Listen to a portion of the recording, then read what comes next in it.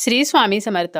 आपल्या हिंदू धर्मामध्ये काही वृक्ष हे दैवी वृक्ष मानले जातात आणि त्यापैकीच एक म्हणजे पिंपळाचे झाड म्हणजेच पिंपळ वृक्ष. पिंपळ वृक्ष हा आपल्या हिंदू धर्मामध्ये अत्यंत पवित्र वृक्ष मानला गेलेला आहे. वेद, पुराणे आणि अनेक धार्मिक ग्रंथांमध्ये पिंपळाचे महत्त्व सांगितलेले आहे. पिंपळाच्या झाडामध्ये वेगवेगळ्या देवतांचे वास्तव्य असल्याची सुद्धा श्रद्धा आहे. त्यामुळे आपण पिंपळाची पूजा केली, पिंपळाच्या झाडाला प्रदक्षिणा घातल्या तर आपल्या मनोकामना पूर्ण होत असतात. पिंपळाच्या झाडाची पूजा केल्यामुळे आपल्याला पुण्याची प्राप्ती होते. या पिंपळाच्या झाडामध्ये त्रिदेवांचे वास्तव्य आहे. मुळामध्ये ब्रह्मा, खोडामध्ये विष्णू आणि फांद्यांमध्ये शिव विराजमान आहेत अशी सुद्धा मान्यता आहे. त्यामुळे पिंपळाची पूजा केल्यामुळे आपल्याला त्रिदेवांची पूजा केल्याचे पुण्य प्राप्त होते. त्रिदेवांचा आशीर्वाद आपल्याला प्राप्त होतो. त्याचप्रमाणे पिंपळाचे झाड हे विशेषतः भगवान विष्णूंना अत्यंत प्रिय आहे. आपण प्रत्येक शनिवारी जर पिंपळाच्या झाडाची पूजा केली तर आपल्या मनोकामना विष्णू कृपेने पूर्ण होत असतात. त्याचप्रमाणे एकादशीच्या दिवशी अमावस्येला सुद्धा आपण पिंपळाची पूजा करून पिंपळाच्या झाडाला काही वस्तू अर्पण करू शकतो. अनेक धार्मिक परंपरांनुसार पिंपळाची पूजा केल्याने आणि पिंपळाला जल अर्पण केल्याने आपल्या पितरांना तृप्ती मिळते अशी सुद्धा श्रद्धा आहे.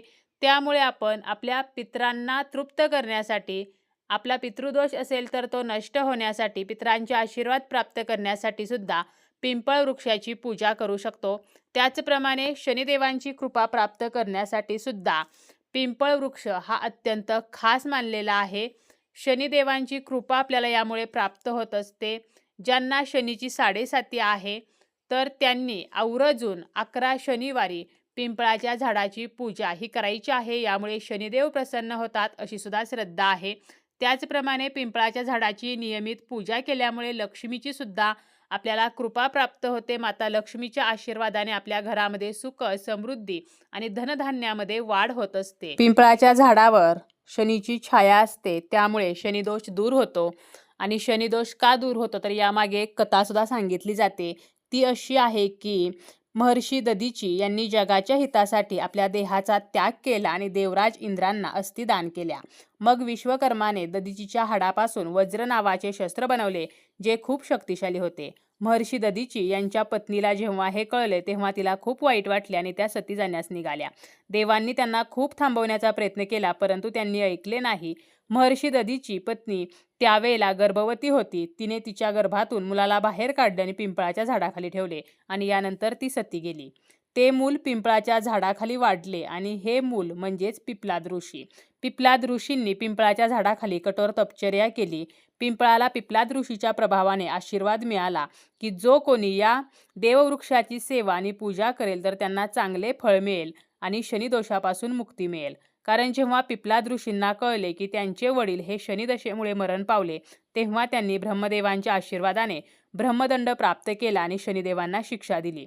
त्यानंतर शनिदेवांनी पिप्लाद ऋषींची माफी मागितली आणि वचन दिले की जो व्यक्ती पिंपळाची पूजा करेल त्या व्यक्तीला शनीचा त्रास होणार नाही. त्यामुळे ज्यांना शनीची 7.5 आहे, ज्यांना शनिदोष आहे, तर त्यांनी आवर्जून प्रत्येक शनिवारी पिंपळाच्या झाडाची पूजा करायची आहे.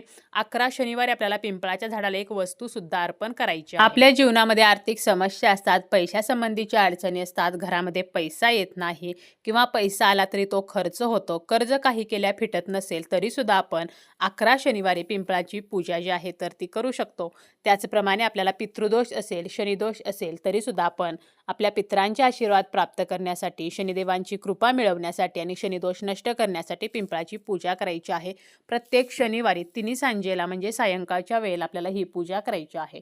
आता ज्या वेळेला आपल्याला पूजा करायची आहे तर त्या अगोदर आपण स्नान करू शकतो किंवा आपल्याला हातपाय स्वच्छ धुवायचे आहेत.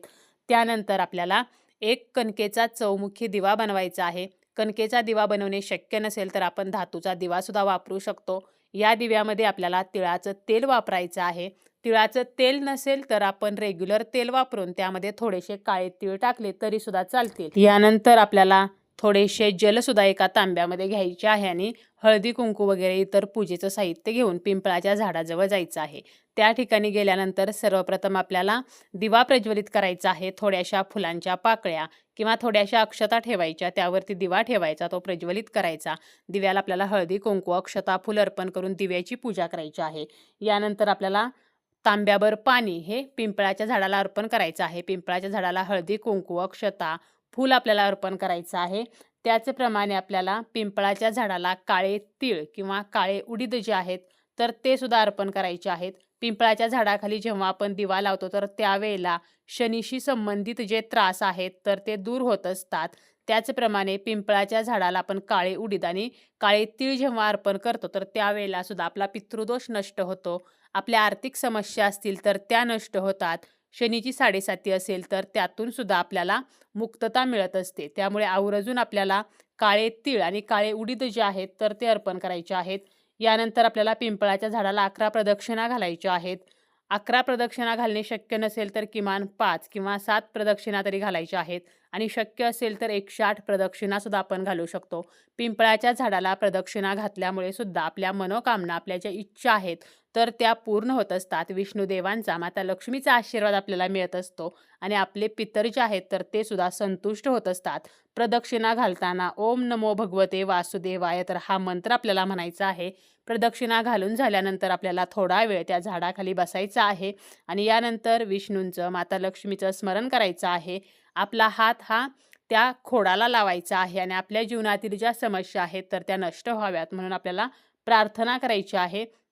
यानंतर आपल्याला घरी परत यायचं आहे आणि परत येताना आपल्याला मागे वळून पाहायचं नाही.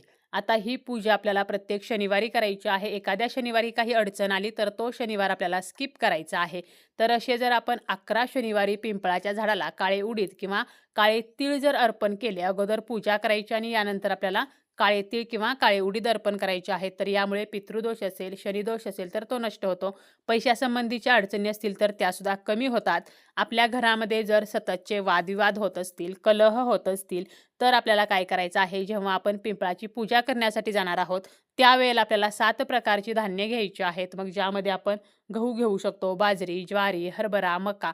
तर अशी 7 धान्य घ्यायची आहेत. आपल्या मुठीमध्ये ती घ्यायची आहेत. प्रत्येक धान्याचे आपण 5 ते 7 दाणे घेतले तरी सुद्धा चालतील आणि ही धान्य आपल्या घरावरून 11 वेळेला आपल्याला ओवाळून घ्यायची आहेत आणि यानंतर आपल्याला पिंपळाची पूजा केल्यानंतर पिंपळाच्या झाडाखाली ही 7 धान्य आपल्याला अर्पण करायची आहेत. यामुळे आपल्या घरातील जी काही नकारात्मकता आहे तर ती नष्ट होते. आपल्या घरातील कलह, मतभेद तर हे सुद्धा नष्ट होतात.